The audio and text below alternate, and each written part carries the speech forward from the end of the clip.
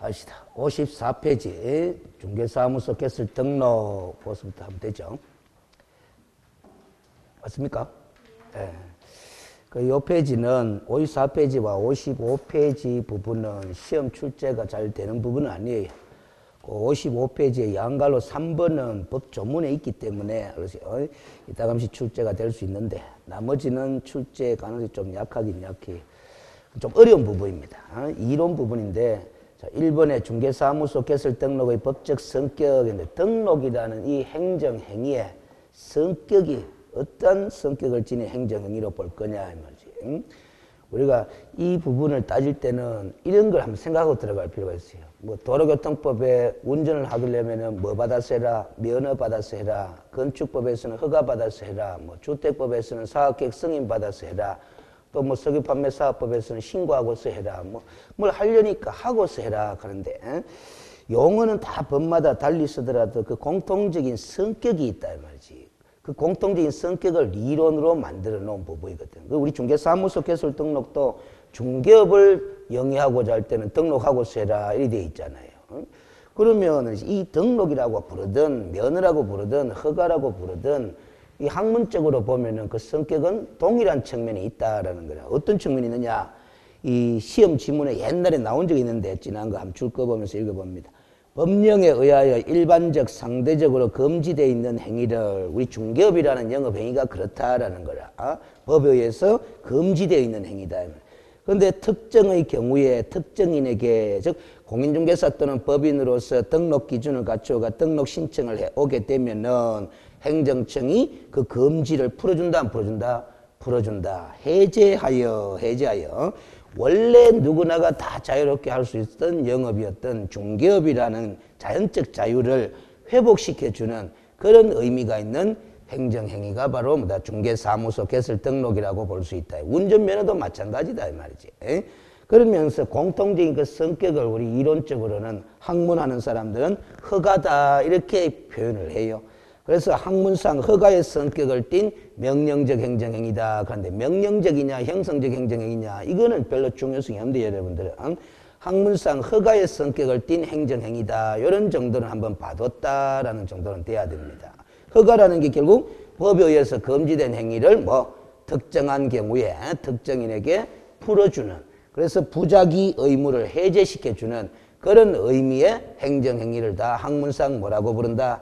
허가라고 부른다. 그러니까 중개사무소 개설 등록도 학문상 허가, 운전면허도 뭐 학문상 허가, 건축법상 건축허가도 뭐 학문상으로는 허가 이렇게 분류를 하게 되는 행정행위다라는 소리다. 그러세요. 그런데 이 허가받은 행위는 적법하게 할 수 있게 되는 것이지 내 혼자만이 할 수 있는 행위가 되는 건 아니다 이 말이지. 그래서 권리로서 뭐다 부여받는 그런 의미는 없어요. 그래서 세 번째 줄에 보면은 새로이 권리를 설정하는 의미는 없으며 반사적 이익이 주어질 뿐이다. 허가받지 않은 사람에 비해서는 상대적으로 뭐 행위를 할 수 있게 되는 반사적 이익을 부여받는 그런 정도의 행정행위에 불과한 것이 학문상 허가라는 거다. 알겠습니까? 특허하는 거하고는 의미가 다른 거죠. 특허받으면은 권리로서 뭐다? 부여받은 그런 의미가 있는 거잖아요. 그런데 이 등록에 의해서 해제되는 것은 그 중개업이라는 그 일반적 금지사항이 해제될 뿐이지. 알겠어요? 다른 법령에 의한 금지사항까지 모두 다 해제되는 것은 아니다라는 거지. 그 중개사무소 개설 등록을 하면은 무슨 영업행위가 풀려가지고 할 수 있게 되는 거다. 중개업이라는 영업행위가 해제돼가 할 수 있게 될 뿐이다라는 겁니다. 그 다음에 양갈로 2번에 대인적 하는 글자는 동그라미 치둡니다. 그래서 세 번째 줄에 보면은 이전성이 인정되지 않는다. 그것도 줄 것입니다. 그 대인적 성격의 행정행위이기 때문에 이전성이 없어요. 따라서 당연히 중개사무소 개설 등록의 효력은 등록하지 않은 사람에게 이전이 된다 안 된다? 안 된다. 그래서 우리 19조에 가면은 등록증은 양도 대여를 허용한다 안 한다? 안 한다. 당연히 금지하게 되어 있습니다. 근데 여기서 더욱더 출제 가능성이 있는 거는 이미 등록한 개업 공인중개사가 영업하다가 사망하거나 해산하게 되면은 절대적 등록 취소 대상으로 만들어 놨거든.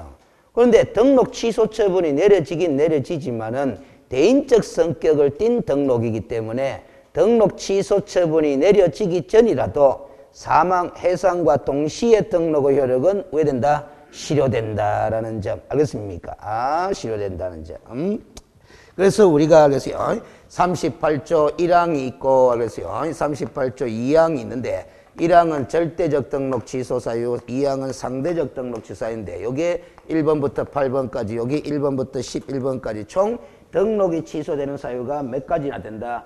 19가지나 되는데 요 1호가 바로 뭐다? 사망 또는 뭐다? 해산이에요. 알겠어요? 그러면 요걸 사유로 등록이 취소될 때는 등록 취소 처분에 의해서 효력이 소멸되는 것이 아니라 언제? 사망, 해산 시점에. 그러면 나머지 18가지 사유 중에 한 가지로 등록이 취소될 때는 등록 취소 처분에 의해서 효력이 소멸된다라는 점입니다. 알겠습니까? 그러면 우리가 논리적으로는 요것만 빼면은 나머지 18가지죠. 를 기준 놓고 보면은 등록 취소 사유가 존재한다고 하더라도 알겠어요? 취소 처분이 내려지기 전까지는 등록의 효력은 유효하다 아니하다? 유효하다라는 이런 논리가 쓰는 거다. 알겠습니까? 그러나 예외가 딱 요거 한 가지가 있다. 요거는 등록 취소 처분이 내려지기 전이라도 무엇과 동시에 사망, 해상과 동시에 등록의 효력이 소멸된다라는 거죠. 알겠어요? 우리가 등록의 효력이 소멸되는 시점이 언제냐 하는 거는 무엇과 관련 지어가 상당히 중요하게 작용하느냐 하면은 이것과 관련해서 상당히 중요하게 작용해요. 무등록 중개업이냐 아니냐. 알겠어요? 등록의 효력이 소멸된 후에 중개업을 하면 안 되잖아. 중개업을 하게 되면 무슨 중개업이 되는 거다? 무등록 중개업이 되는 거다 말이지. 알겠습니까? 그래서 여러분들이 이미 등록했어. 영업하다가 등록 취소 사유에 해당하는 위반을 저질렀어요. 위반을 저질렀다고 하더라도 아직 무슨 처분이 내려지지 않았다면, 등록 취소 처분이 내려지지 않았다면은 중개업을 영위하더라도 무등록 중개업이다 아니다? 아니다라는 이런 부분이 생기는 거다요. 알겠습니까? 그래서 등록 취소에 의해서 등록의 효력이 소멸된다 하는 이게 중요한 거라. 그러나 요거는 예외적으로 언제? 사망 또는 해산 시점. 그래서 해산한 이후에 아직 등록 처분은 안 내려졌어. 안 내려졌지만 법인인께와 공인중개사가 해산한 이후에 그 구성원들이 중개업을 계속하게 되면 무슨 중개업이 된다? 무등록 중개업으로서 3년짜리 형사 고발 사유가 되는 거라요. 알겠습니까? 그 시점이 중요하게 작용한다라는 거라. 그 다음 55페이지에 보면 양갈로 3번에 행정행위의 기속성이 나왔는데 기속성 하는 걸 동그라미 딱 지둡니다. 그리고 중개사무소 개설 등록은 기속적 성격을 띤 행정행위다. 왜 그러냐? 우리 시행령 13조 2항에 이런 조문이 있다라는 거야. 네모박스는 별표해둡니다. 요 네 가지 케이스에 해당하는 경우를 제외하고는 등록을 해 주어야 한다 이렇게 돼 있죠. 거부하면 된다 안 된다? 안 된다라는 거다. 그래서 기속적 성격을 띤 행정행위다. 행정청 입장에서는 재량이 개입될 여지가 별로 없다라는 소리입니다. 알겠습니까? 그런데 요 네 가지 중에 1번, 2번, 3번은 내용적으로도 당연한 소리다. 1번은 공인중개사도 아니고 법인도 아니니까 등록 신청할 수 없는 사람이잖아. 그 사람이 등록 신청을 등록시켜주면 안 되는 거고. 2번은 뒤에 가서 공부하는 10조에 결격사유 12가지가 있잖아요. 그 결격사유에 해당되는 사람은 등록시켜주면 안 되잖아. 근데 그 결격사유에 해당되는 사람이 등록 신청해 오면은 등록을 거부하면 되는 거다. 알겠어요? 그런데 등록 기준에 적합하지 않아도 당연히 등록시켜주면 안 되는 거죠. 그 내용적으로는 당연한 소리인데, 이제 4번이 이제 이해를 좀 하고 갈 부분이다라는 거야. 그 밖에 이 법 또는 다른 법령에 따른 제한에 위반되는 경우에도 등록시켜주지 말아라. 결국 등록 신청한 내용을 검토해 보니까 이 법이든 다른 법에 저촉된다라는 겁니다. 알겠죠? 이걸 등록시켜줘 버리면은 법에 위반되는 등록이 되잖아. 알겠죠? 이 법에 다른 제한에 위반되는 가장 대표적인 사례가 이중 등록에 해당된다면 등록 거부하라는 소리고, 그 다음에 다른 법령에 따른 제한에 위반되는 경우에 가장 대표적인 사례로 이해하기 쉬운 게 공무원이, 현직 공무원이 자격증 취득해가 등록해 오면은 공무원은 공무원법에 따라서 뭐다? 영리를 목적으로 하는 다른 직업에 종사한다, 뭐한다? 무한대로 되어 있으니까 공무원법에 따른 제한에 위반되는 등록이 되거든. 그렇게 이해를 하시면 된다, 이 말이지. 응? 자, 그러면 됐고, 알겠어요? 양갈로 4번에 적법요건 가는 것도 동그라미를 지듭니다. 중개업을 적법하게 영위하기 위해서 우리가 사무소 개설 등록을 하는 거죠. 당연하죠. 봐봐요. 아까 학문상 허가의 성격을 띤 행정행위다 했는데 허가 받으면 부작위 의무가 해제되는 의미가 있는데 허가 안 받으면은 부작위 의무가 해제된다 안 된다? 안 되니까 해제되지 않은 상태에서 중개업을 계속하면 부적법한 중개업이 되는 거라. 그러나 등록 처분을 받아서 중개업을 하게 되면은 그 부작위 의무가 해제돼가 중개업을 하는 거니까 적법한 중개업이 되는 거거든. 그래서 중개사무소 개설 등록은 중개업의 무슨 요건에 해당하는 거다? 적법 요건에 해당하는 거다. 그런데 주의를 기울일 거는 세 번째 줄에 줄 거 나왔잖아. 무등록으로 중개행위를 했다 하더라도 그 중개행위에서 체결된 거래 당사자 간의 거래계약은 유효하다 안 유효하다? 유효하다라는 겁니다. 알겠어요? 그 무등록 중개업을 행한 사람이 부적법한 행위로서 처벌의 대상이 될 뿐이지 거래 당사자 간에 체결된 거래계약은 유효하다라는 소리입니다. 여기서 이제 파생되는 문제가 있는 것이 알겠어요? 무등록 중개업을 행한 사람하고 고객 사이에 약정한 중개보수 지급 약정을 유효한 것으로 볼 거냐 무효인 것으로 볼 거냐 여기 파생되는데 알겠어요? 우리 공인중개사법에는 아무런 규정이 없어요. 없는데 그러면 공부할 것도 없어요. 없는데 최근에 3, 4년 전에 아니면 5, 6년 전에 판례가 나왔어. 그래서 그 판례의 입장을 정리를 해야 됩니다. 그래서 다만 판례에 따르면 하는데 그거부터 별표 표시를 해놔요. 그 뒤를 읽어봐야 된다는 거죠. 중개사무소 개설 등록을 하지 아니한 채 뭐를 하면서 부동산 중개업을 하면서 그걸 동그라미 딱 쳐놔요. 중개보수지급 약정을 체결한 것은 유효다 무효다? 무효다. 효력을 인정하지 않고 있다. 왜 효력을 인정하고 있지 않느냐라는 것은 이 무등록으로 중개업을 하는 사람은 등록 규정을 위반한 거잖아. 등록 규정을. 우리 공인중개사법에 등록 규정을 위반한 건데 그 등록 규정은 강행법규다 임의법규다? 강행법규다. 강행법규다 하면 효력 규정이다. 이렇게 일반적으로 이야기를 하면 돼요. 그래서 그 등록 규정에 위반된, 즉 효력 규정에 위반된 보수지급 약정을 했으니까 강행법규에 위반된 약정으로서 유효다 무효다? 무효다. 이렇게 판단하고 있다. 그런데 또 다른 판례가 하나 있는데 알겠어요? 여기서 왜 소개를 안 해놨지? 자, 그게 뒤로 가서 잠시 보고 와야 되겠습니다. 몇 페이지로 가느냐 하면은 66페이지로 가봅니다. 66페이지 가면 또 그 부분이 나와요. 제일 밑에 보면 양갈로 3번에 무등록 중개업과 무슨 청구권? 보수 청구권에가 나오는데 알겠어요? 자, 제일 밑에서 두 번째 줄 봐봐요. 무등록자의 보수 청구권에 관해서는 현행 공인중개사 법령상 규정이 있다 없다? 없다. 명문 규정이 없다. 그거 줄 딱 끊었습니다. 무명 규정이 없다 하는 것 자체도 시험 지문에 나올 수 있는 거예요. 그런데 이제 판례 입장이 나왔다라는 거지. 그래서 지금 방금 봤던 판례가 여기서 상세하게 나옵니다. 67페이지로 가봐요. 가보면은 네 번째 줄에 등록을 하지 아니한 채 뭐를 하면서? 중개업을 하면서 체결한 중개보수지급약정의 효력을 제한하는 이른바 무슨 법규에 해당한다? 강행법규에 해당한다. 무슨 규정은? 등록 규정은. 그래서 보수청구권을 인정하고 있다, 부정하고 있다? 부정하고 있는 판례가 2010년도에 나왔는데 2년 뒤에 유사한 판례가 나왔는데 차이점을 발견해야 돼요. 마찬가지 자격이 없어가지고 중개사무소 개설 등록을 안 했는데 우연한 기회에 단 1회 타인 간의 거래행위를 중개한 경우 등과 같이 자, 줄 거 놨잖아. 중개를 업으로 했다 안 했다? 안 했다. 업으로 한 것이 아니라면 그에 따른 중개보수지급 약정이 우리 등록 규정인 강행법규에 위배되어 무효라고 할 것은 아니다. 업으로 하지 않았다면 등록 규정 위반한 적이 있다 없다? 없지 않느냐라는 소리입니다.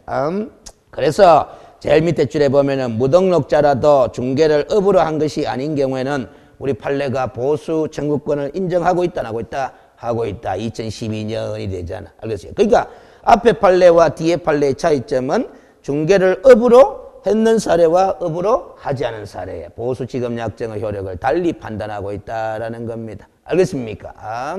그런데 이런 걸 공부하기 전에 알겠어요? 이거부터 명확하게 인식하고 해야 돼요. 판례 입장을 정리했잖아, 두 개를. 우리 공인중개사법이라는 이 성문의 법에는, 실정법에는 무등록 중개업을 행한 사람의 보수청구권에 관한 규정이 있다, 없다? 없다라는 게 없어. 그래서 법 조문에 따라서 우리가 판단할 수는 없는 것이고, 그래서 말을 하실 때 판례에 따르면 이렇게 표현을 하게 되는 거예요. 알겠습니까? 그래서 여러분들이 나중에 영업을 할 때 뭐 누군가가 질문을 해온다 쳐봐요. 무등록 중개업을 하는 사람의 보수는 받을 수 있나 없나 누군가 물어온다 쳐봐요. 알겠어요? 그럼 여러분들은 배운 결과대로 뭐 받는다 못 받는다? 무등록 중개업을 한 사람의 보수, 중개업을 한 사람 못 받는다 이렇게 답변하실 거 아닙니까? 그러면 그 질문한 사람이 그런 법이 어디 있는데? 그러세요. 이렇게 질문하면 뭐라고 답하시면 돼요? 그런 법 규정은 없다. 없는데 우리 대법원 판례 입장이 그렇다. 이렇게 그 출처 근거를 제시할 수 있어야 되는 거라요. 알겠습니까? 그래서 항상 공부할 때 결론 아는 것도 중요해. 하지만 그 결론에 이르게 되면 근거를 머릿속에서 생각을 하든 아니면 말로서 표현을 하든 그런 식으로 공부를 하시는 게 좋아요. 알겠습니까? 여러분들 공부를 많이 듣다 보면 강사의 어떤 스타일에 따라서는 그런 걸 느낄 겁니다. 특히 민법 선생이 그런 식으로 정확하게 근거를 많이 대거든. 알겠어요? 예를 들어서 뭐 가장 쉬운 사례로 알겠어요? 법률행위에 의한 물권 변동은 등기해야 효력이 발생한다 하잖아. 그런 걸 강의할 때 민법 선생은 대체로 이런 표현을 자기 머릿속에서 가지고 있으면 안 되지. 선생은 말할 때 우리 민법 제186조에 따르면 이런 표현을 한다. 186조에 따르면 법률행위에 의한 물권 변동은 뭐 해야 효력이 발생한다? 등기해야 효력이 발생한다. 이런데. 그러면 여러분들이 들을 때 법률행위에 의한 물권 변동은 등기해야 효력이 발생한다 하는 게 민법의 내용인데 몇 조에 있는갑다? 186조에 있는갑다. 이렇게 받아들이는 거라요. 그렇다고 186조를 외울 필요는 없는데 민법에 186조든 10조든 간에 민법에 명시적으로 그렇게 규정을 하고 있다라고 받아들이게 되는 거라. 알겠어요? 무슨 문제 있지? 그런 식으로 늘 공부를 하시는 게 좋아요. 법 공부는. 민법생이 대체로 그렇게 잘합니다. 공법생은 그렇게 잘 뭐해? 언어 공법생이라. 왜냐? 워낙 조문이 많아가지고. 알겠습니까? 그럼 그게 또 시행령도 있고 시행규칙도 있고 이래가지고 그렇게 잘 뭐해?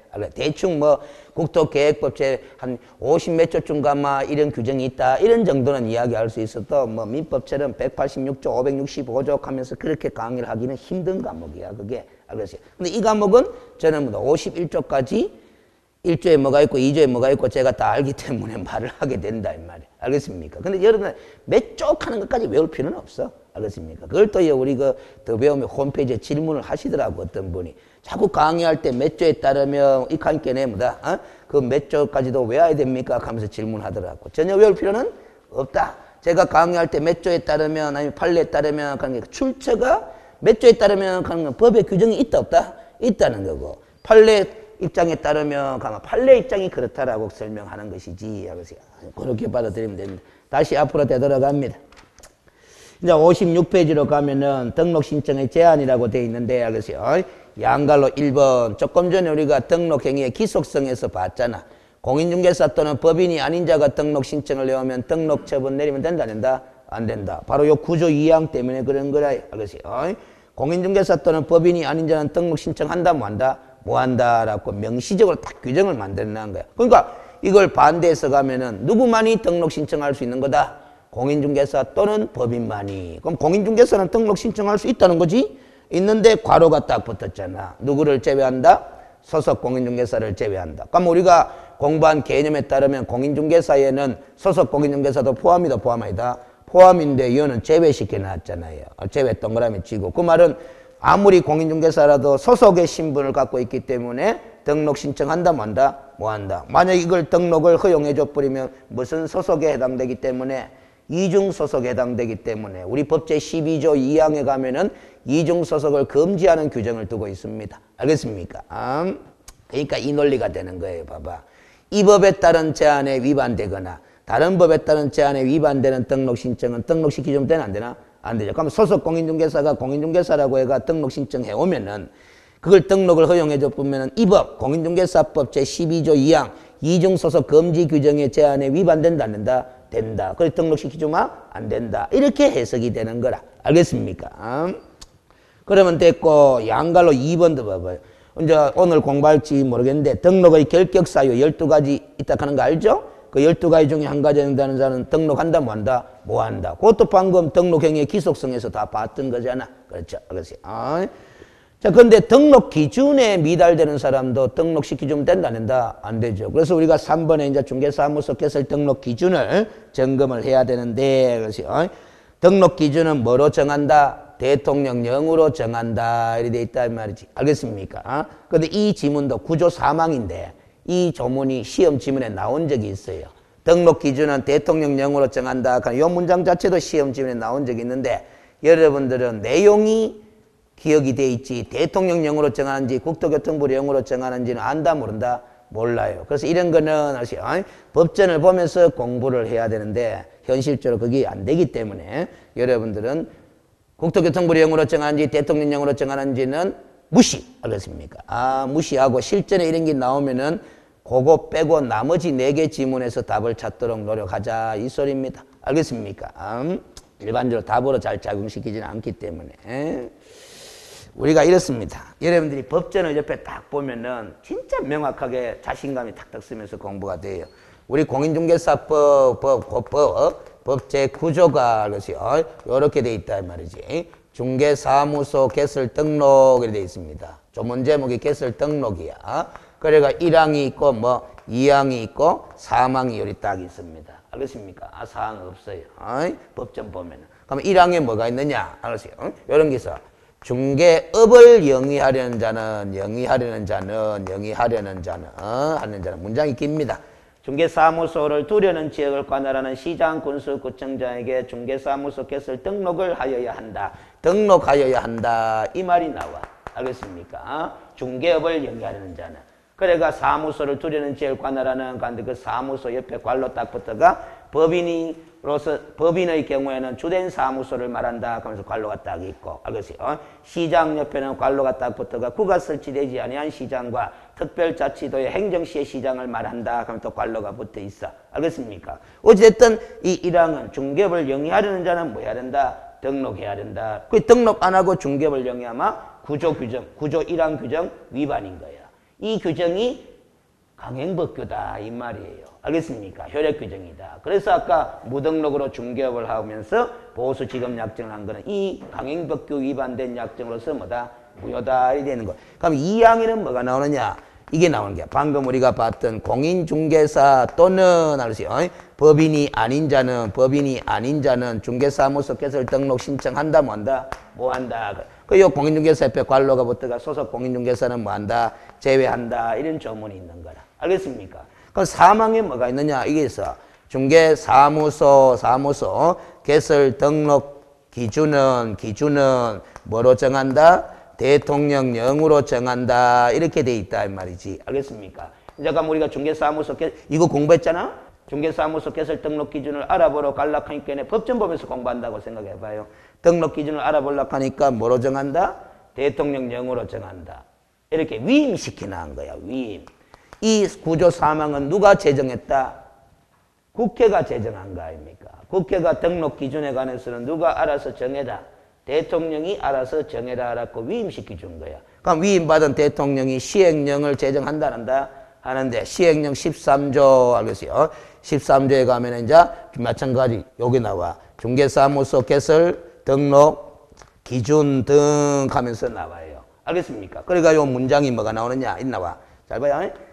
법 제9조 제3항 법 제9조 제3항이 요거 아닙니까? 알겠어요?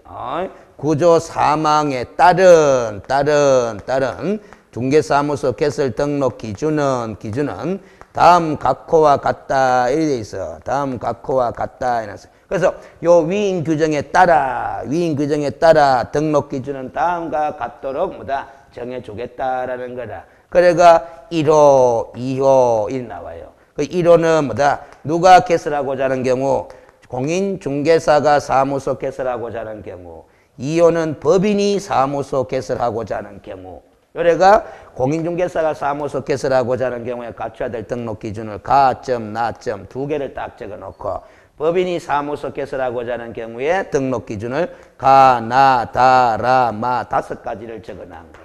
알겠어요? 그래서 시험 지문에 나왔던 게 이 문장을 그대로 복사뜨기가 시험 지문에 낸 거야.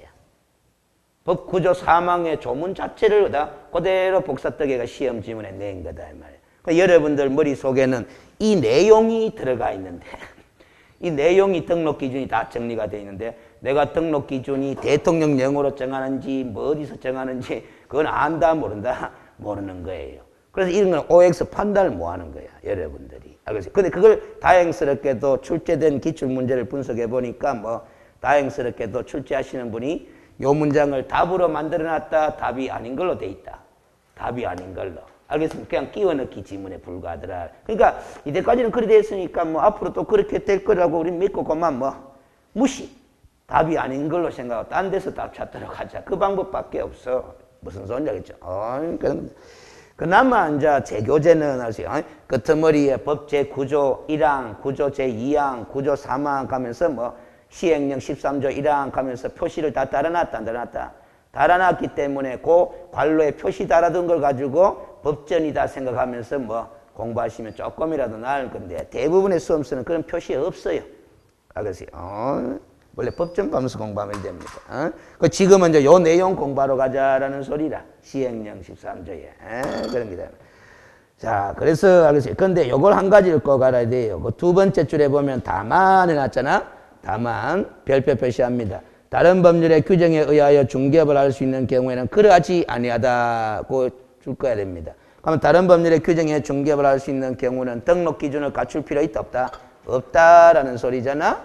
그런데 그럼 다른 법률의 규정에 따라 중개업을 할 수 있는 경우가 어떤 경우인지 알아봐야 된다, 안 알아봐야 된다? 알아봐야 된다 말이지. 그런데 앞에서 우리가 다 알아봤다, 안 알아봤다? 알아봤다. 몇 개? 4개. 근데 4개인데 몇 플러스 1로 공부했다? 3 플러스 1로 공부했다. 그 3이 지역농협협동조합이고 지역산림조합이고 산업단지관리기관이고 1은 누구? 자산관리공사고. 그럼 4개지 왜 3 플러스 1로 나누어서 공부하느냐? 요거는 3으로 분류되는 그 3가지는, 3가지는 아예 중개사무소 개설 등록을 한다, 안 한다? 안 한다, 이 말이에요. 그거 안 하니까 아예 등록 기준 적용할 이유도 없는 기고. 그러면 자산관리공사는 등록은 한다, 안 한다? 하는데 시행령 13조 1항에서 규정해두고 있는 등록 기준을 갖출 필요 있다, 없다? 없다. 그러면 이 지금 다른 법률의 규정에 중개업을 할 수 있는 경우에는 그러지 아니하다 하는 이 단서 규정은 그 4가지 법인 중에 누구한테 실질적으로 의미가 있는 거예요? 자산관리공사한테 의미가 있는 거라. 농협이나 산림조합이나 산업단지관리기관은 애시당초 뭣도 안 하는데 등록도 안 하는데 뭐 등록 기준 적용할 이유는 없는 거고. 알겠습니까? 자산관리공사한테 의미가 있는 거라. 알겠습니까? 그 다음 미리 힌트를 줍니다. 그 다른 법률의 규정에 따라 중개업을 할 수 있는 경우는 4가지다 그랬지? 3 플러스 1이다 그랬죠? 자, 그러면 시험 지문. 판례를 물어보는 건데, 알겠어요? 판례 공부 안 했다 하더라도 맞춰야 돼. 힌트를 미리 3 플러스 1로 적어줘 이야기했기 때문에. 변호사는 제가 지문을 2개 만들게요. 첫 번째가 더 쉬워요. 변호사는 다른 법률의 규정에 따라 중개업을 할 수 있는 경우에 해당하지 않는다. 하면 OX. 이제지. 그 4가지 안 들어가잖아. 해당하지 않는다. 그러니까 O잖아. 이건 쉬워요, 오히려. 그러면 이제 다시 똑같이 물어봅니다. 변호사는 공인중개사법상 중개사무소 개설 등록 기준을 적용받지 않는다고 할 수는 없다. OX. 이래 된다, 이 말이에요. 그러면 그 적용받지 않는다고 할 수는 없다 하는 말은 적용받는다라는 소리지. 왜 적용받습니까? 이리 물으면 답은 첫 번째 지문으로 하면 돼. 변호사는 다른 법률의 규정에 따라 중개업을 할 수 있는 경우에 해당하는 자가 아니므로 이렇게 답하면 된다. 알겠습니까? 그게 판례로 나와 있는 건데 공부 안 해도 뭐 우리가 3 플러스 1밖에 없다 하는 걸 아니까 당연히 변호사는 거기 안 들어가는 게야. 알겠습니까? 그런데 이제 법전에는 그 경우라고 돼 있거든요. 경우. 다른 법률의 규정에 중개업을 할 수 있는 경우라고 돼 있는데 다른 교재들 보면 그 경우라는 글자를 다 법인으로 바꿔서 버려요. 지 맘대로 법조문의 글자를 바꿔버려요. 알겠어요? 함부로 바꾸면 안 됩니다. 그런데 이 경우는 바꿔더라도 결론에서 별 문제가 안 터져요. 왜? 다른 법률의 규정에 따라 중개업을 할 수 있는 경우는 3 플러스 1이잖아? 그 3 플러스 1의 공통점이 다 법이다, 자연인이다. 법인뿐이거든. 알겠어요? 그래서 다른 법률의 규정에 따라 중개업을 할 수 있는 법인이라고 써도 결론에서는 큰 문제가 없어요. 그래서 이 법인 4가지밖에 없기 때문에 그 4개의 법인을 또 다른 법률의 규정에 따라 중개업을 할 수 있는 법인 이렇게 길게 표현하는 것이 강의가 불편하니까 어떻게 표현해버리냐? 강사들이 특수법인 이렇게 표현을 해버려. 알겠습니까? 그래서 여러분들이 뭐 나중에 뭐 모의고사나 다른 출판사 문제집 풀 때 뭐 특수법인 하는 이 4글자가 나오면 누구를 가리키는 표현으로 받아들이면 된다? 다른 법률의 규정에 따라 중개업을 할 수 있는 경우 3+1을 생각하시면 돼요. 근데 시험 출제위원회는 특수법이라는 용어 안 씁니다. 안 씁니다. 알겠어요? 자, 그렇게 하면 된다. 그럼 그 밑에 다 끝났어요. 밑에 변호사 판례도 나왔죠? 끝. 그 다음 양갈로 1번에 이제 공인중개사가 사무소 개설하고자 하는 경우에 등록 기준을 구체적으로 알아보러 가자라는 거죠. 등록 기준이 몇 가지로 제시되어 있다? 2가지로 제시되어 있다. 자, 동그라미 1번에 무슨 교육을 받았어야 된다? 실무 교육을 받았어야 된다라는 거죠. 자, 그래서 두 번째 줄에 줄 것입니다. 등록 신청일 전 1년 이내 시도지사가 실시하는 실무 교육 그거 줄 거면 돼요. 알겠어요? 그런데 다만은 읽어봅니다. 폐업 신고 후 1년 이내 사무소 개설 등록을 다시 신청하려는 자와 소속 공인중개사로서 근무하다가 고용관계 종료 신고 후, 즉 사표 낸 후 1년 이내에 지자격증 갖고 사무소 개설 등록을 신청하는 자는 그러하지 아니하다 되어 있죠. 이 사례 케이스는 업무의 연속성이 인정될 수 있는 사례로 보고 실무교육을 뭐 해주겠다? 면제해주겠다. 그런 취지로 이해하시면 외울 필요는 없습니다. 알겠습니까? 그 다음 두 번째 등록 기준이 고딕체를 잘 봐봐요. 법조문이 그렇게 되어 있습니다. 건축물, 관로를 다 빼고 읽으면서 공부하면 됩니다. 건축물 대장에 기재된 건물의 중개사무소를 확보할 것 이렇게 되어 있죠? 자, 이렇게 되는데 건축물 대장에 기재된 건물이어야 되는데 관로 안에 보니까 가설 건축물 대장은 허용이다 제외다. 제외 동그라미 치고 안 된다라는 거죠. 그 다음에 건물 옆에 보니까 준공검사, 준공인가 사용승인, 사용검사 등을 받은 건물로서 건축물 대장에 기재가 되기 전에 건물도 뭐한다? 포함한다. 네, 포함 동그라미 칩니다. 그러면 반드시 건축물 대장이 있어야 될 필요는 없다. 건축물 대장이 작성되지 않은 건물이라도 뭐만 받았다면 준공검사 등을 받은 건물이라면 등록이 가능하다. 그 다음 확보 옆에 또 말이 붙었죠. 소유전세 임대차 또는 사용대차 등의 방법에 의하여 사용권을 확보해야 한다. 사용권 확보 동그라미 치면 됩니다. 그래서 어떤 방법으로든지 무슨 권한만 확보해라. 사용권한만 확보하면 등록이 가능하다. 이렇게 됩니다. 알겠어요? 자, 그래서 이 법조문 갖고 이제 구체적으로 설명해 놓은 게 57페이지, 요게 반 페이지 정도 설치되어 있는 거예요. 근데 지금 법조문만 딱 놓고 봅니다. 방금 고딕체 읽은 법조문만 딱 놓고 보면은, 아세요? 건축물의 용도에 관해서는 규정이 있다, 없다?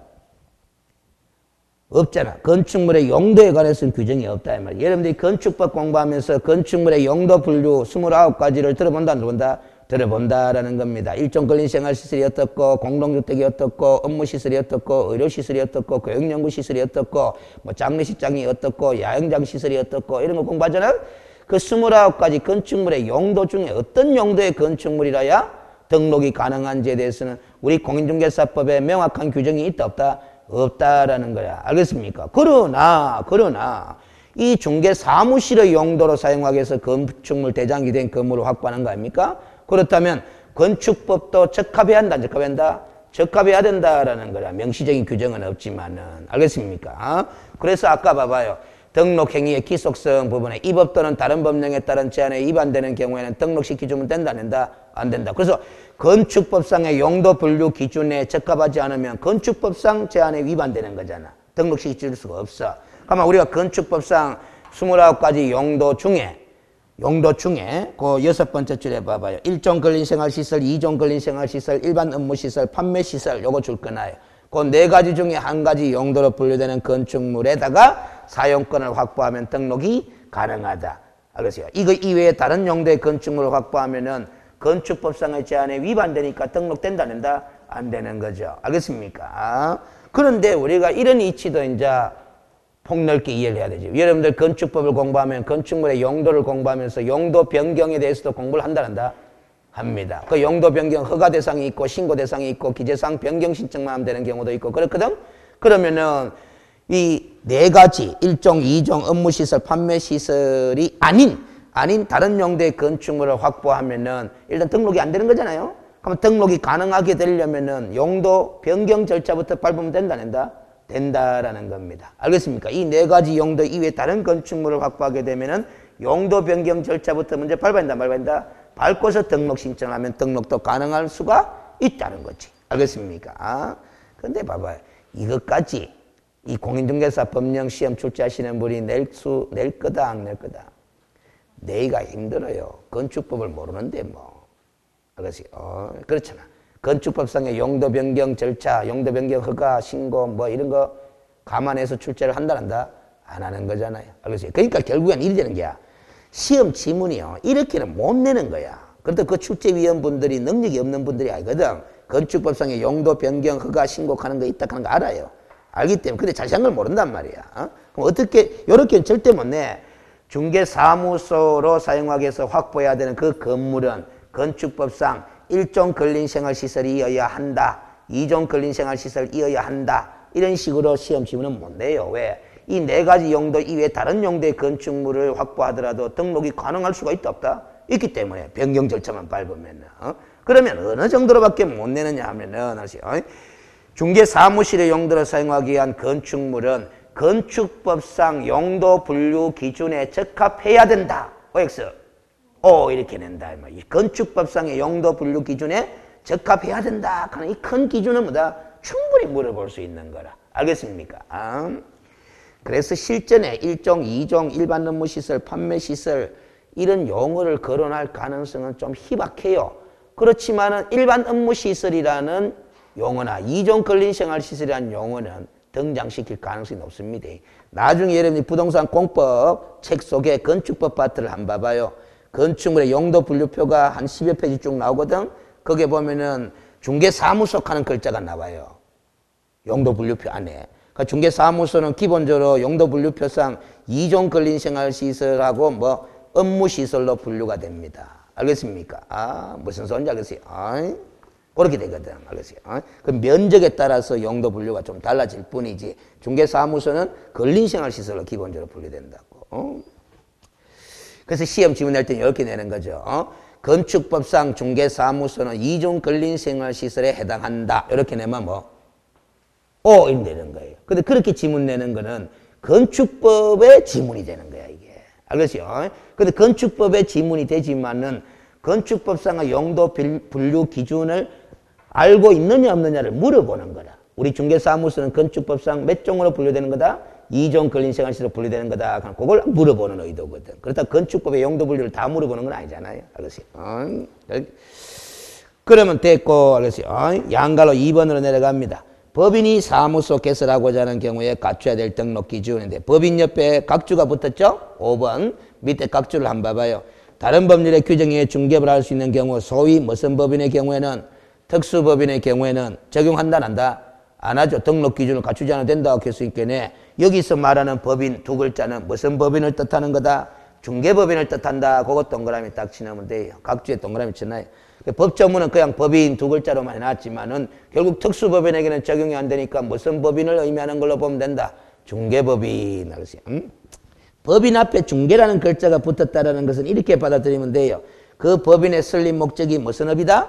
중개업이다라는 소리입니다. 자, 5가지 요건을 갖춰야 되는데 1번 봅니다. 상법상 회사 또는 협동조합 기본법 제2조 1호에 따른 협동조합 해놨습니다. 그 보통 공부하는 사람들은 이렇게 공부한다고. 회사, 협동조합 이렇게 공부하거든요. 알겠습니까? 자, 근데 제가 진짜 여러분들 사고방식을 바꾸기 위해서 설명해 드리는데 자, 농업협동조합도 협동조합이에요? 아니에요? 농업협동조합도 협동조합이에요? 아니에요? 협동조합 맞죠? 맞는데 여기서 말하는 협동조합에 들어가겠어요? 안 들어가겠어요?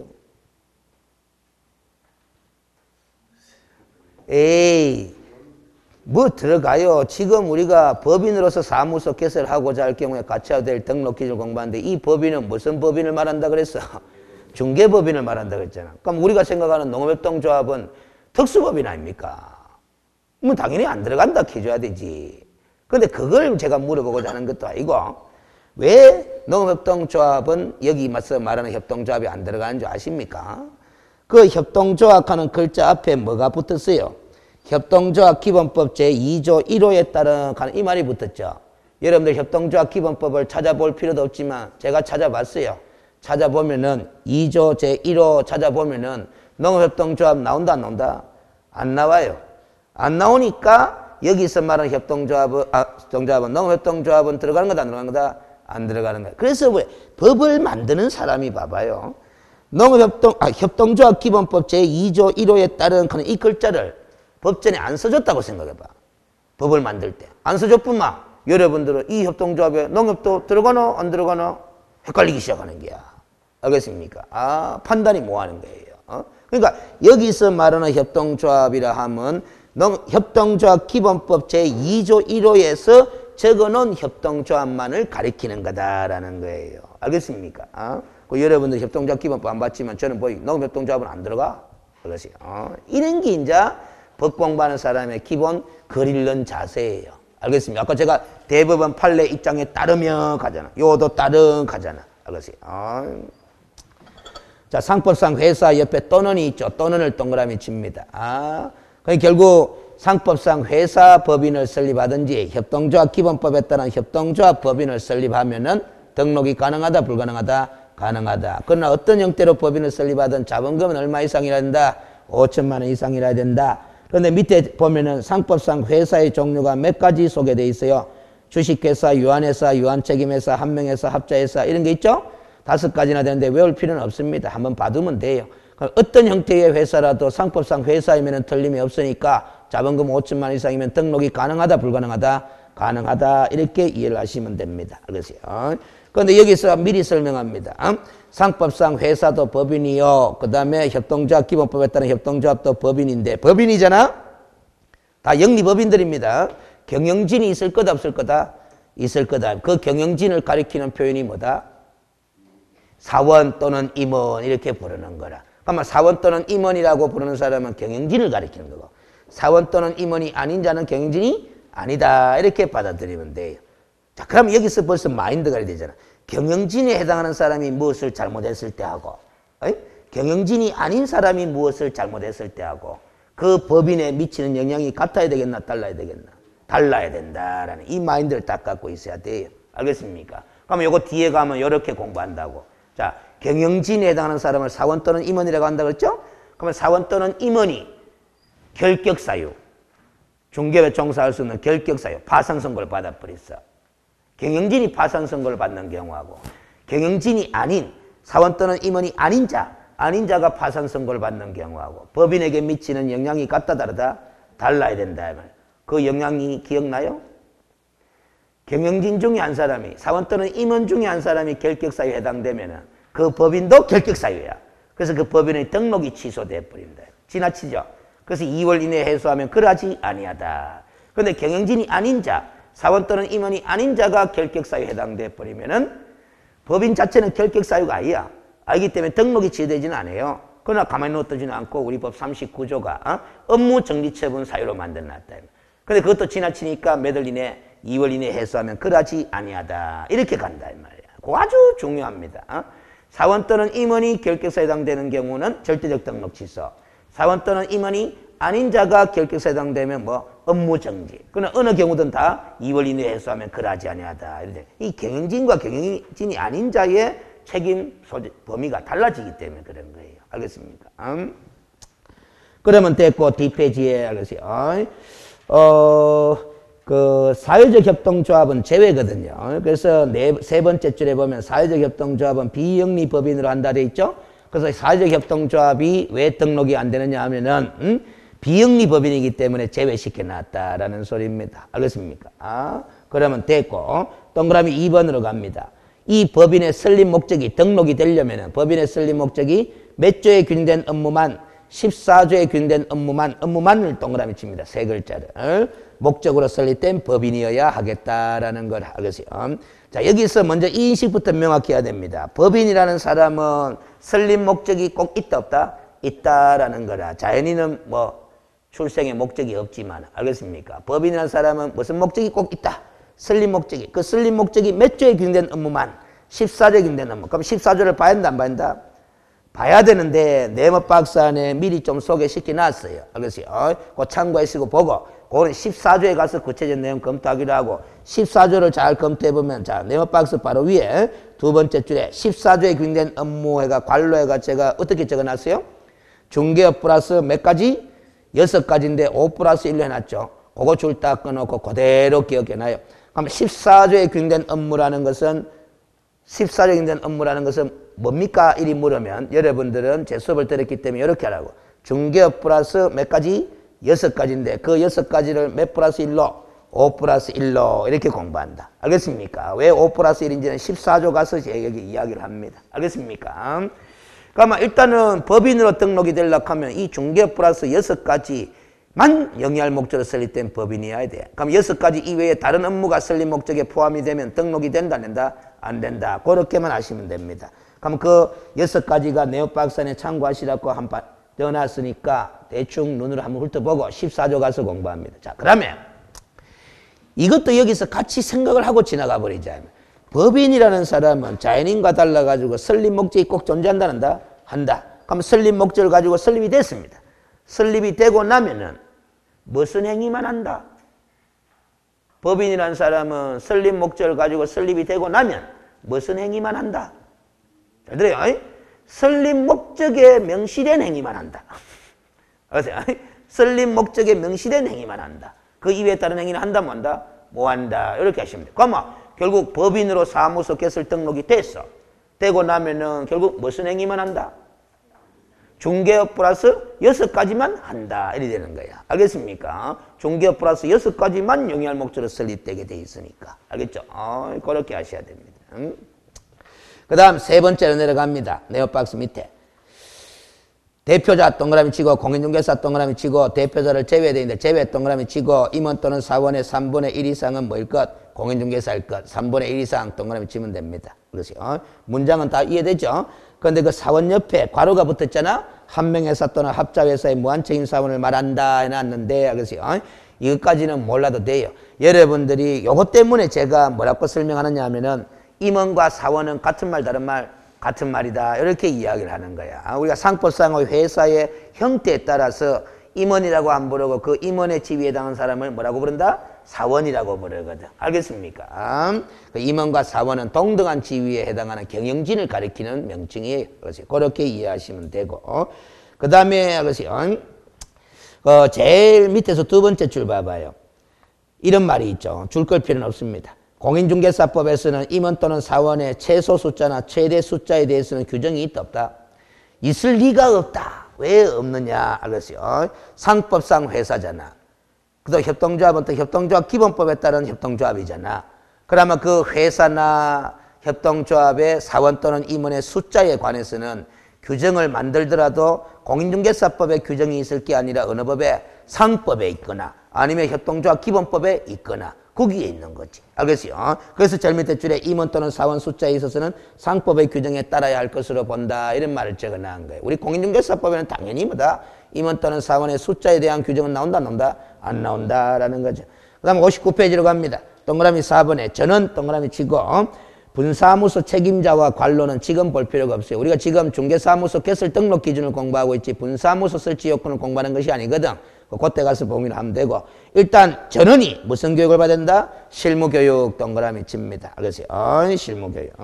그런데 여기서 두 가지만 이야기하고 지나가겠습니다. 알겠어요? 자, 봐봐요. 제가 다른 사무실에 소속 공인중개사로 근무하고 있는 사람이에요.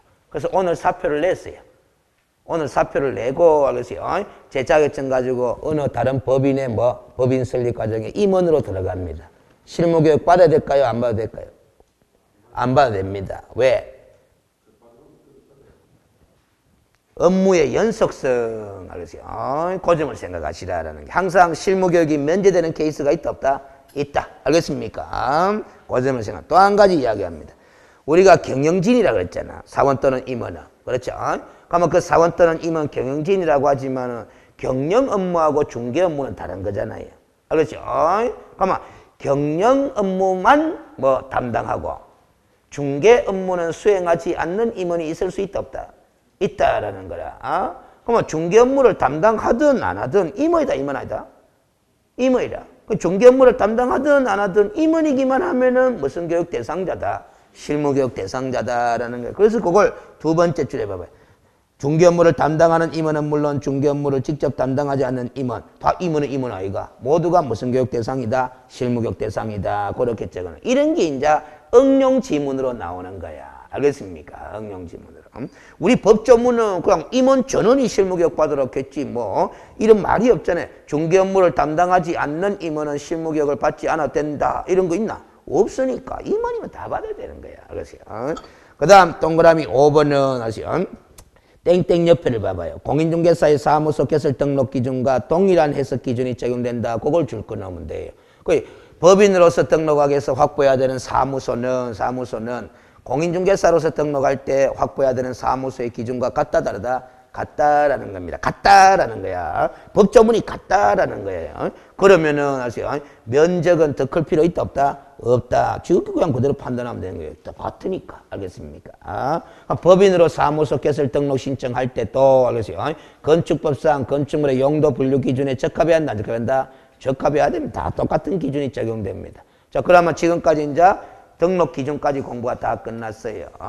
4번의 제목이 개설 등록 및 업무 개시 절차라고 돼 있지. 양갈로 1번 봐봐요. 끝에 보면 법제 구조 1항이라고 돼 있지. 이미 요거 아이가. 누구는 등록을 해야 된다?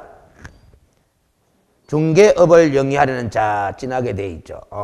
자, 제가 이런 질문을 한 번씩 하니까 아무 생각 없이 여과 없이 법조문을 정확하게 인식 안 하니까 이 엉뚱한 답이 나와요. 중개사무소 개설 등록은 누가 합니까? 이리 물었어요. 등록은 누가 합니까? 이리 물었어요. 그건 공인중개사가 합니다. 이렇게 하는 게.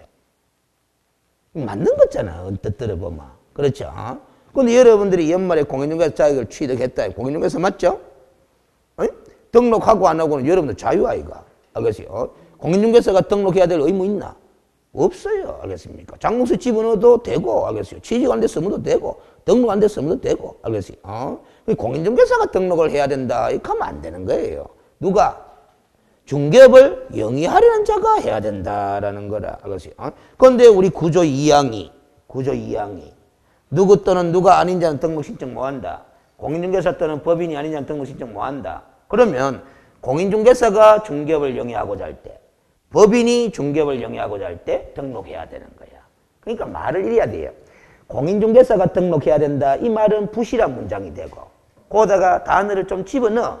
공인중개사로서 중개업을 영위하려는 자는 등록해야 된다. 그러면 이건 틀린 말이야. 맞는 말이지. 알겠어요? 공인중개사로서 중개업을 영위하려는 사람이 있고 영위 안 하려는 사람이 있잖아요. 안 하는 사람까지도 등록할 필요는 없는 거니까. 알겠습니까? 그러니까 이게 자꾸 법 공부를 이렇게 딱 따지고 하다 보면 나중에 문장의 정확도가 커지는 거예요. 알겠어요? 그래서 나중에 시험 지문을 보면은 부정확한 지문이 만들어지면은 출제위원회에서 부정확한 지문이 만들어지면 수험생들이 정확한 문장력을 구사하고 있기 때문에 부정확한 문장이 나오면 이거 문장이 부정확한데 하면서 틀렸다 이리 나온단 말이에요. 학생들 스스로가 부정확한 표현을 하는데 출제위원이 부정확한 표현 쓰는 거 그게 눈에 띄나? 안 비지. 알겠습니까? 그러게 돼요. 자, 이게 이제 중개업을 영위한 자가 등록해야 된다 하는 것도 점검했고, 그럼 그 중개업을 영위한 자가 등록을 해야 되는 건 알았는데 등록을 어디다가 하느냐? 등록 관청도 이 조문의 구조 1항을 통해서 알아보자라는 거죠. 그래서 길잖아. 중개사무소를 두려는 지역을 관할하는 시장, 군수, 구청장 이하 무슨 관청이란다? 등록관청. 그럼 등록관청이 어딥니까? 이리 물으면 뭐라고 답하면 된다. 길게 이야기해. 사무소를 두려는 지역을 관할하는 시장, 군수, 구청장이다. 이렇게 답을 하면 되는 거예요. 알겠습니까? 그러고 항상 처음 공부하시는 분들은 알죠? 그러고 또 이 공부를 그동안 많이 안 하신 분들은 힘들더라도 귀찮고 시간이 흘러가더라도 이런 습관을 들이는 게 좋아요. 누군가가 질문을 했을 때 항상 딱 간단하게 답할 생각하지 말고 길게 이야기하고자 하는 노력을 자꾸 하라고. 알겠습니까? 무슨 길게 이야기하다 보면 그래가 훈련이 자꾸 되다 보면 나중에 그 긴 문장을 압축해서 정확하게 표현할 수 있는 능력도 생기는 거다. 처음부터 짧게 간단하게 답할 생각하지 말고. 알겠습니까? 자, 근데 여기에 그냥 설명만 하고 지나갑니다. 시장 옆에 관로안에 구라는 글자가 한 글자 붙었죠? 구 동그라미 딱 치놓습니다. 법조문에 그냥 구라고만 적어놨어요. 법조문에. 근데 여러분들이 알겠어요? 공법 공부하다 보면 그런 걸 듣잖아? 대한민국의 구는 두 종류가 있습니다. 알겠어요? 무슨 구와 무슨 구? 자치구와 비자치구 하는 게 있다. 이 비자치구를 갖다가 행정구다. 그렇게 이야기도 합니다. 행정구. 알겠습니까? 그러면 이 비자치구의 구청장은 임명한다는 거고 시장이. 알겠어요? 자치구의 구청장은 주민이 직접 선출한다라는 소리예요. 알겠어요? 어찌됐든 자치구든 비자치구든 구다 구아이다. 구다. 그럼 법조문에는 이 글자가 붙었어요? 안 붙었어요? 안 붙었으니까 공인중개사법상 요 구라는 것은 자치구든 비자치구든 다 포함하는 개념이야. 알겠습니까? 그러면 자치구든 비자치구든 구라는 게 설치되어 있는 시장은 등록관청이다 아니다? 아니다라는 소리야. 그럼 포항시장은 등록관청이다 아니다? 아니다. 무슨 구가 설치되어 있으니까? 비자치구가 설치되어 있으니까. 그렇죠? 남구, 북구, 행정구가 설치되어 있잖아요. 그렇죠? 아이고, 응? 그러면 대구광역시는 무슨 구가 설치되어 있는 거다? 자치구가 설치되어 있으니까 마찬가지 대구광역시장도 등록관청은 아니다. 이런 논리가 되는 거예요. 포항시 같은 비자치구가 설치되어 있는 시를 뭐라고 부르더라? 공법에서는 대도시라 그렇게 부른다. 인구 50만 이상의 시. 알겠습니까? 우리 한강 이남에는 몇 개 없습니다. 한 4-5개밖에 없을 거예요. 창원시가 있고 뭐다? 포항시가 있고 전주시가 있고 청주시가 있고 요 정도. 알겠어요? 나머지 뭐다? 인구 50만 이상의 대도시는 전부 다 어디에 다 있다? 수도권에 있습니다. 알겠습니까? 수도권. 그 여러분들 수도권 가는 게 있죠? 수도권 가는 이 세 글자 용어 있잖아. 이런 게 뭘 뜻하느냐? 제가 또 단어 하나 더 보면 대전권 갈 수 있나 없나? 부산권 갈 수 있나 없나? 있죠? 맞죠? 광주권 갈 수 있나 없나? 있죠? 그것이 수도권 꼭 쓰는 개념 아닙니까? 이런 걸 여러분들 공법 공부할 때 광역계획권이다 이렇게 보면 돼요. 광역계획권. 알겠어요? 광역계획권이 그렇게 대구권으로 지정이 되고 부산권으로 지정이 되고 수도권으로 지정이 되면 그 광역계획권의 땅덩어리에 대해서는 무슨 계획을 수립하는 거다? 광역도시계획을 수립하는 거야. 알겠습니까? 우리 대구권 같은 경우는 이미 광역계획권으로 지정이 되어 있는데 대구권이라는 명칭을 쓰지만은 대구광역시만 들어가는 게 아니죠. 원래 광역계획권이라는 건 둘 이상의 뭐다? 시군이나 시도에 걸쳐서 지정하는 게이기 때문에 대구권이라는 명칭을 썼다 하더라도 대구권에는 3시 5군이 들어가요. 그래서 영천시도 들어가고 경산시도 들어가고 성주군이가 성주군 들어가고 칠곡군 들어가고 군위군이 들어갑니다. 알겠어요? 그 다음에 영천시 들어가고 알겠어요? 그리고 고령군이 들어가요. 고령군이. 달성군은 대구광역시고. 알겠어요? 이 3시 5군이 다 대구권으로 대구광역계획권으로 지정이 되어 있다고. 알겠습니까? 그게 광역도시계획 수립 대상 지역입니다. 누가 수립한다고 공부했어요? 다 까먹지 뭐. 광역도시계획은 누가 수립하도록 되어 있어요? 수립. 광역계획권을 지정하는 사람은 장관이 지정할 수도 있고 도지사가 지정할 수도 있지만은 그 지정된 광역계획권 땅덩어리에 대한 광역도시계획을 수립하는 것은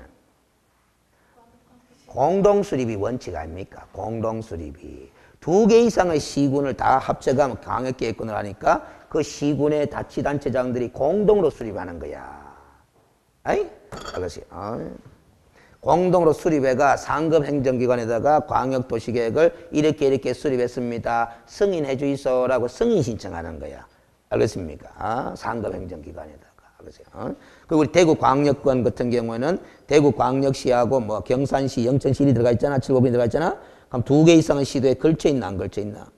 걸쳐 있죠. 그래서 이 대구광역계획권은 국토교통부 장관이 지정해 놓은 기단 말이야. 무슨 뜻이죠? 그럼 여기에 광역도시계획은 대구광역시장하고 경상북도 도지사가 공동으로 수립해요. 공동으로 수립해가지고 장관한테 승인 신청을 하는 거다 이 말이에요. 케이스별로 싹 나누어서 자꾸 이해를 해야 돼. 문장 자체를 외우려고 하면 안 외워져요 그게. 알겠어요? 그런데 이렇게 한번 생각해 보라고. 안동, 영천, 청송, 영덕, 봉화 이런 것들을 다 묶어가 광역계획권으로 지정 안 돼 있지만 지정한다 쳐봐요. 누가 지정하겠어요? 도지사가 지정합니다. 광역계획권은. 그 지정된 그 광역계획권 안에 광역도시계획은 누가 수립하느냐? 안동시장, 봉화군수, 영덕군수, 청송군수 이런 사람들이 공동으로 수립하는 거예요. 공동으로 수립해가 누구한테 승인 신청한다? 도지사한테 승인 신청하는 거예요. 케이스에 따라 달라져 그게. 그래서 동일한 도 내에 있느냐, 광역계획권이. 두 개의 시도에 걸쳐서 광역계획권이 지정되느냐. 케이스에 따라 달라진다. 이 말이에요. 그 다음, 됐고, 그래서, 양갈로 2번에 등록 신청 서류 되어 있습니다. 당연히 등록 신청 서류 내면서 수수료도 내도록 되어 있어요. 그 네 번째 줄에 수수료 납부 동그라미 칩니다. 이 수수료 금액은 어디서 정한다? 당해 지방자치단체 조례가 정한다. 일단 봐두고. 반갈로 1번에 자격증 사본도 내는 게 맞다, 안 맞다? 자, 공부할 때 이렇게 합니다. 자, 등록 신청 서류라는 것은 등록 기준을 갖추었음을 증명하는 서류를 내야 될 거 아닙니까? 그러면 공인중개사 자격증이 있어야 되나 없어야 되나? 있어야 돼. 그래서 공인중개사 자격증 사본을 내야 돼. 내야 되는데 제가 교재 2012년도에 삭제, 그러면 그 이전에는 원래 내던 서류였다 이 말이에요. 내던 서류였는데 왜 삭제시켰느냐? 옆에 세 줄이 생기면서 삭제된 거야. 세 줄 읽어봐요. 자격증을 발급한 시도의사에게 개설 등록하려는 자의 공인중개사 자격 확인을 만다 요청. 자격 확인을 요청 동그라미 칩니다. 이 시행규칙 4조 1항이 없었는데 이게 신설되면서 자격증 사본은 이제 낸다 안 낸다 삭제 1이 돼본 기다 이 말이야. 알겠습니까? 그 세 줄이 삭제됐다는 게 아니고 자격증 사본 내는 게 삭제가 된 거야. 자격 확인을 요청하는 규정이 신설되면서. 그 다음 반갈로 2번에 법인 등기부 등본도 내야 되는 거다 안 내야 되는 거다? 이렇게 공부하라는 거지. 원래는 내야 되는 서류다라는 거죠. 왜? 법인 등록 기준을 갖췄음을 증명하기. 자, 봐봐. 이것도 물어봐야 된다. 자, 봐봐요. 상법상 회사 또는 협동조합 기본법에 따른 협동조합으로서 자본금 5천만 원 이상이어야 되잖아. 그럼 이 상법상 회사가 맞는지, 협동조합 기본법에 따른 협동조합이 맞는지, 그리고 자본금 5천만 원 이상이 맞는지 뭘 보면 알 수 있어요? 법인 등기 보면 안다 이 말이에요. 그 다음에 알겠어요. 제14조에 기능된 업무만 영위할 목적으로 설립된 법인이어야 되잖아. 그러니까 그 법인의 설립 목적이 14조에 기능된 업무만인지 아닌지 뭘 보면 안다? 법인 등기 보면 압니다. 알겠어요. 그 다음에 대표자가 공인중개사를 된다며 또 사원 또는 임원의 3분의 1 이상이 공인중개사를 된다며 그럼 대표자가 누군지 임원이 누군지 뭐 보면 안다? 등기 보면 안다라는 겁니다. 그럼 법인 등기부 등본 내야 한다 안 낸다? 내야 되는 거예요. 근데 2006년도에 왜 됐다? 삭제됐다. 왜 삭제시켰느냐? 땡땡 조문이 생기면서 삭제된 거야.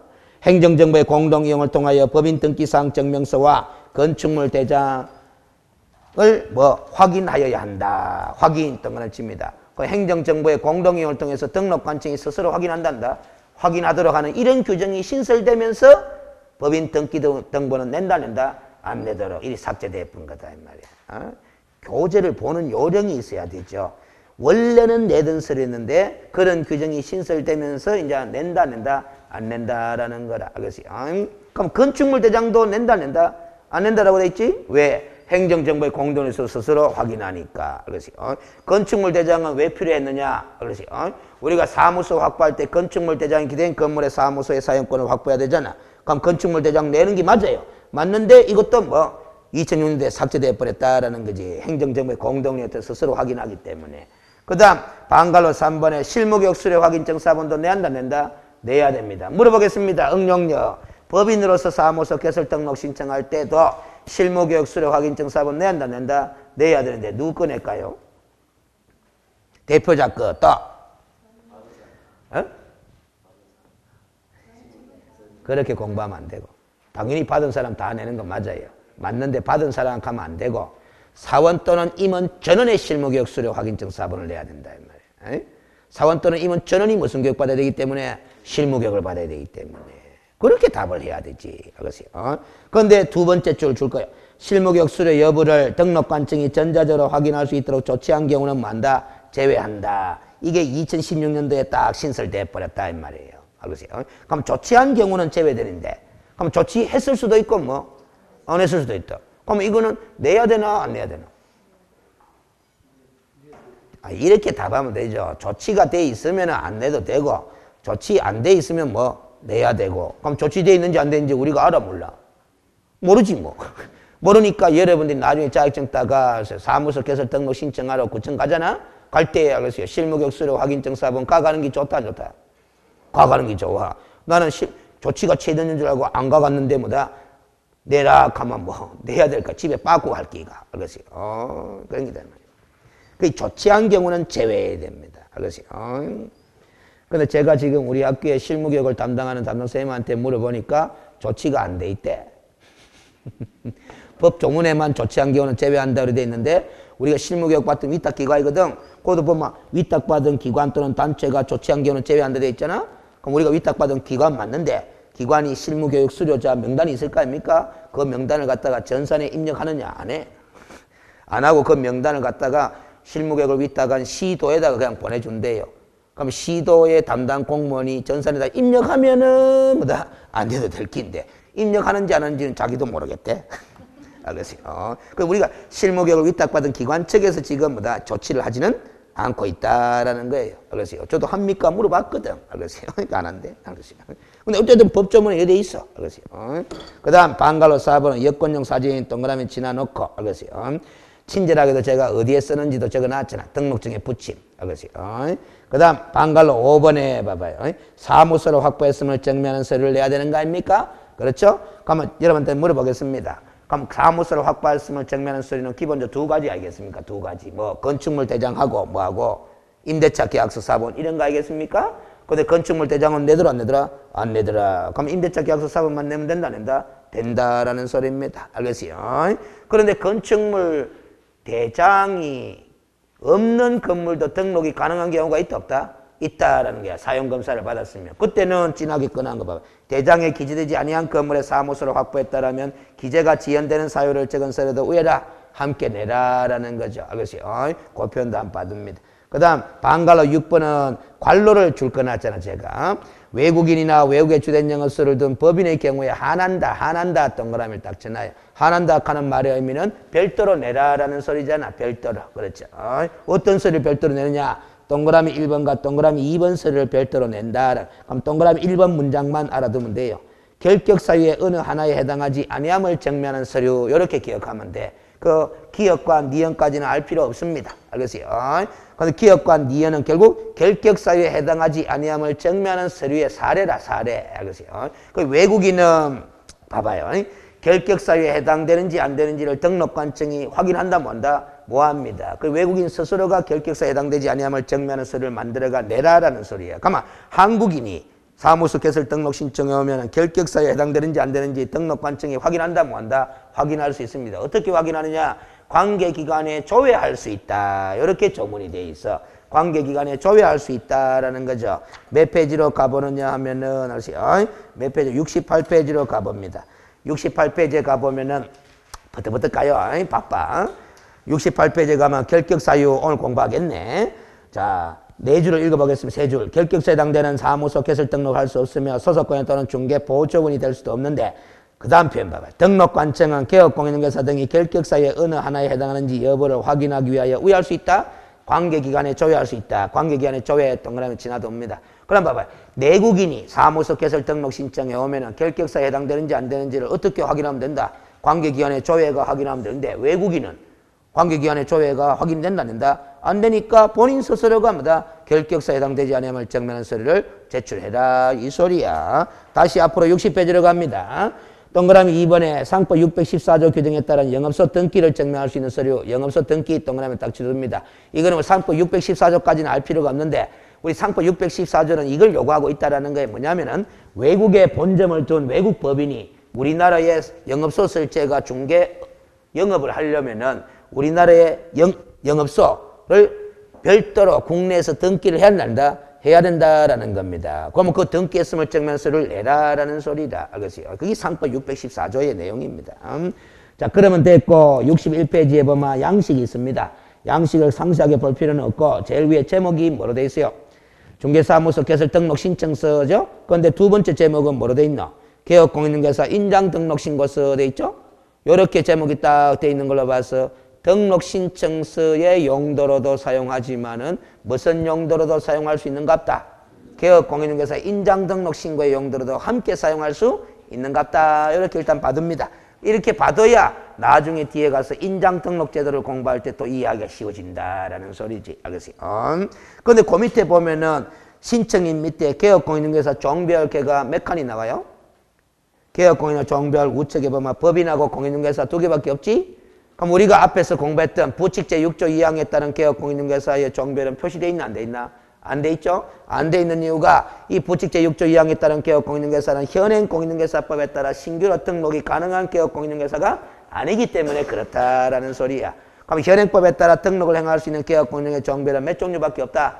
2종류밖에 없다. 그래서 법인인 개업공인중개사, 공인중개사인 개업공인중개사 2종류밖에 없다. 이 소리야.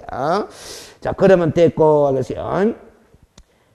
D페이지로 갑니다. 62페이지에 가면 양갈로 3번에 등록 신청을 받은 등록관청은 며칠이네? 7일 이내에 동그라미 지나놓고 종별에 따라 구분 그거 줄 것입니다. 그 종별이 몇 종류다? 2종류 이리 되는 거지. 방금 신청서에서 봤잖아. 2종류잖아.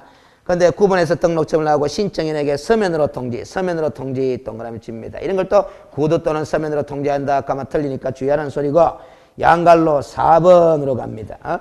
등록증의 교부와 재교부. 반갈로 1번. 등록을 한 자에 대해서는 등록증을 교부해야 되는데 다만이라고 되어 있죠. 고서부터 별표합니다.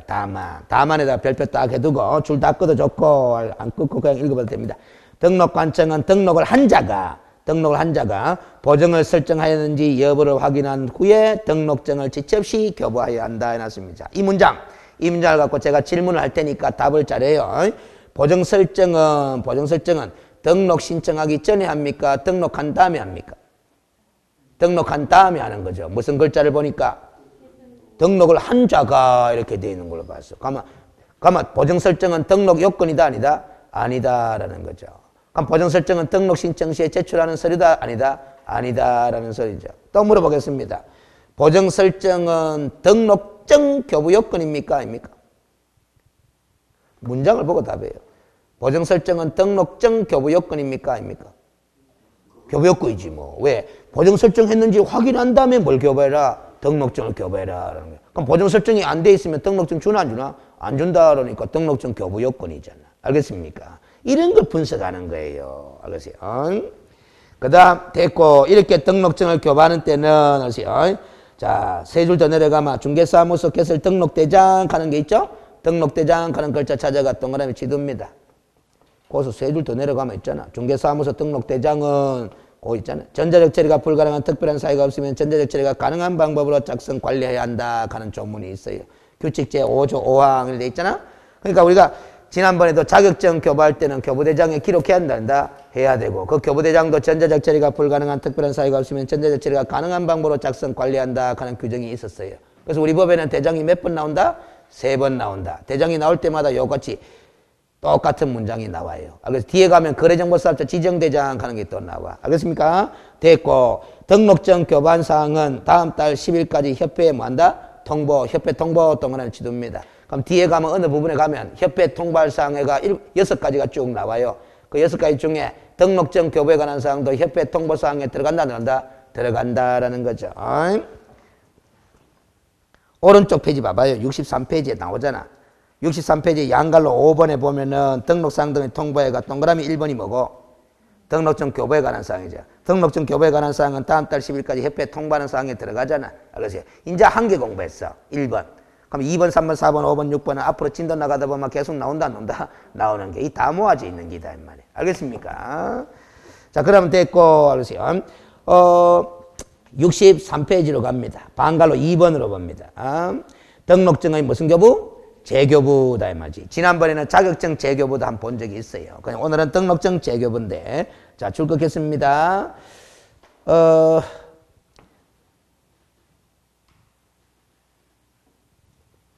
두 번째 줄에 준용한다를 동그라미 칩시다. 알겠어요? 정확하게 공부한다는 의미에서 이게 되는데 자 읽어봅니다. 자격증 재교부에 관한 5조 4항의 규정은 무슨 증 재교부에 관하여 이를 준용한다. 등록증 재교부에 관하여 준용한다. 그럼 자격증 재교부에 관한 5조 4항 규정 봐야 되나 안 봐야 되나? 봐야 되죠. 봐야 되는데 여러분들 볼 시간 없으니까 제 말대로 그 자격증 재교부에 관한 5조 4항을 보면 이렇게 돼 있어. 공인중개사가 자격증을 잃어버리거나 못 쓰게 된 때는 자격증을 발급한 시도의사에게 재교부를 신청할 수 있다. 이리 나와요. 그러면 그 5조 3항의 내용은 잃어버리거나 못 쓰게 된 때는 재교부 신청하라라는 소리잖아. 그러면 그걸 등록증 재교부에 가도 준용하니까 등록증을 잃어버리거나 못 쓰게 된 때도 재교부 신청하는 거 맞다. 이렇게 공부하셔야 되는 거야. 거기다가 한 개 더 있죠. 또한 봐봐. 개업 공인중개사가 무슨 증 기재사항 변경? 기재사항 변경 그거 줄 것입니다. 등록증의 기재사항 변경 요것도 무슨 증 사유다? 등록증 재교부 사유다라는 거라. 또 한 가지가 더 있죠. 그 법 제7638호 부칙 제6조 2항의 규정에 따라 이 법에 따른 중개사무소 개설 등록을 한 것으로 보는 자 길죠? 이 사람을 우리는 뭐라고 부릅니까? 부칙 제6조 2항에 따른 개업 공인중개사라고 부르잖아. 그 사람은 자격증이 있어 없어요? 없죠? 없는데 이 사람이 자격증을 취득해가지고 어디에서? 등록관청관할구역 안에서 동그라미 칩니다. 누구로서? 공인중개사인 개업 공인중개사로서 그건 줄 거예요. 업무를 계속하고자 하는 경우 요 경우도 무슨 증 재교부 사유다? 등록증 재교부 사유다라는 겁니다. 그리고 재교부 신청할 때는 당해 지방자치단체 조례가 정하는 수수료를 내야 안 낸다? 내야 된다. 수수료 납부 동그라미 칩니다. 자, 칠판 봅니다. 그래서 등록증 재교부 사유는 몇 가지로 정리가 되느냐? 네 가지로 정리가 된다 이 말이지. 잃어버리거나 하고 못 쓰게 된 경우인데 요 잃어버리거나 못 쓰게 된 경우는 뭐 자격증 재교부에 관한 규정을 뭐 하기 때문에 준용하기 때문에 이렇게 나온 거고 알겠습니까? 근데 대한민국 100% 이 교재만 빼놓고 이 말을 안 써요. 알겠지? 자격증 재교부에 관한 규정을 준용한다 하는 게 법전에 딱 그리 돼 있는데도 이 절대 안 써. 안 쓰고 뭐다 등록증을 잃어버리거나 못 쓰게 된 경우는 재교부 신청서에 해당한다 이렇게만 써놔 본다 이 말이야. 내용은 맞는데 실전에 가서 이 말 안 나오고 이렇게 써버리면 수험생이 본 적이 있다 없다? 없다 이 말이지. 알지? 이거 아는 거 중요해요. 중요하지만 이거 알기 전에 자격증 재교부에 관한 규정을 준용하도록 하고 있기 때문에 등록증을 잃어버리거나 못 쓰게 된 경우에도 등록증 재교부 신청 사유다 이렇게 공부를 하는 게 맞지. 알겠습니까? 그러니까 그게 근거가 확실한 공부를 하는 거잖아요. 그렇죠? 그 다음에 또 한 가지가 뭐예요? 등록증에 무슨 사항 변경? 기재사항이 변경돼도 등록증 재교부 사유다. 또 한 가지 여기에 뭡니까? 부칙 제6조 2항에 따른 개업 공인중개사가 뭘 취득해가? 공인중개사 자격증을 취득해가 어디에서? 동일등록관청관할구역 안에서 누구로? 공인중개사인 개업 공인중개사로 업무를 계속하고자 하는 경우 등록증 재교부 사유다라는 거지. 알겠습니까? 그러면 아니고 바뀌면은 재교부가 아니라 뭐 신규 등록 절차를 밟아야 되는 거예요. 알겠습니까? 그러면 아니라도 이 사람이 자격증을 취득했잖아? 아니라도 지가 법인 설립해가 법인의 대표자가 되는 거예요. 알겠어요? 자격증 땄으니까. 그래서 법인인 개업 공인중개사로 업무를 계속하고자 하는 경우에는 등록증 재교보다 신규 등록이다. 신규 등록 가야 되는 거야. 그러니까 아니라는 이 한 글자만 자꾸 주의하면 안 돼. 아니라도 뭐 누구로 업무를 계속하고자 하는 경우에 한해서만 공인중개사인 개업 공인중개사로 업무를 계속하고자 하는 경우에 한해서만 등록증 재교부 신청 사유다. 알겠습니까? 그렇게 알아두시면 되고 양갈로 5번 봐봐요. 등록사항 등을 통보하는 거는 네모 박스를 외우시기만 하면 돼요. 별표에 놓고. 그 진도 나간 거는 지금 1번까지만 나갔다는 거잖아. 알겠지? 여기까지. 자, 그래 놓고 양갈로 6번까지만 하고 쉬었다 가겠습니다. 개업 공인중개사의 종별 변경 해놨는데 잘 봐요. 이것도 종별 변경 맞아요? 안 맞아요? 이 케이스도. 부칙 제6조 2항에 따른 개업 공인중개사가 종별이잖아. 공인중개사인 개업 공인중개사도 종별 중에 하나잖아. 그 종별이 변경됐나 안 됐나? 변경됐죠? 근데 신규 등록 절차 밟아요? 재교부 신청이에요. 재교부 신청이잖아. 그러면 그렇지. 방갈로 1번에 원칙 봐봐요. 제목에 동그라미 딱 신규 등록 신청이다.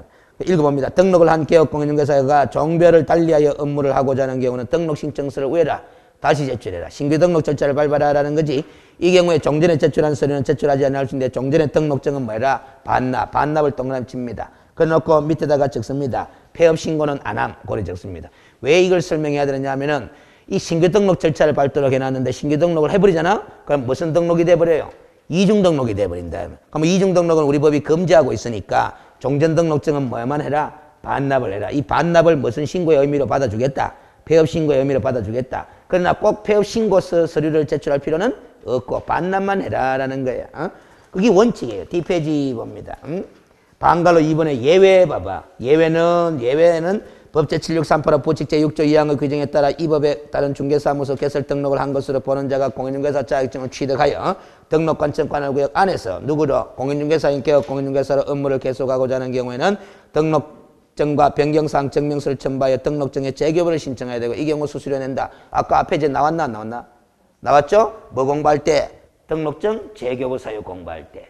그러니까 여기 예외다 예외. 그래서 이것도 종별 변경인데 요 종별 변경만큼은 예외적으로 뭐 등록증 재교부 신청. 요 예외적인 케이스 빼고 나머지 종별 변경은 전부 다 무슨 절차 밟아야 된다? 신규 등록 절차 밟아야 된다. 이렇게 정리하시면 됩니다. 알겠습니까? 쉬었다가 무등록 중개업으로 넘어갑니다. 알겠어요? 쉬었다 합시다.